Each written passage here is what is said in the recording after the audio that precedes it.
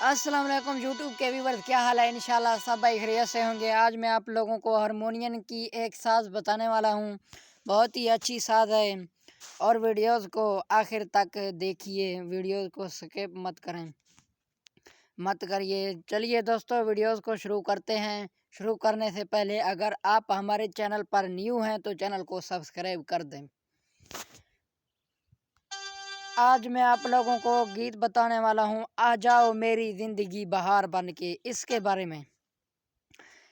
बारे में आप हम जानते हैं कि कहाँ से जाएगा हारमोनियम। चलिए वीडियो को शुरू करते हैं। आप लोगों को यहाँ से शुरू करना है। इस साज को यहाँ से ऐसे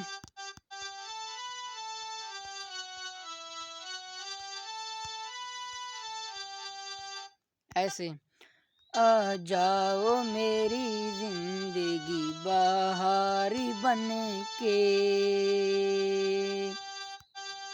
ऐसे आप लोगों को शुरू करना है। यहाँ से आ जाओ मेरी जिंदगी बहारी बन के, आ जाओ मेरी जिंदगी बहारी बन के।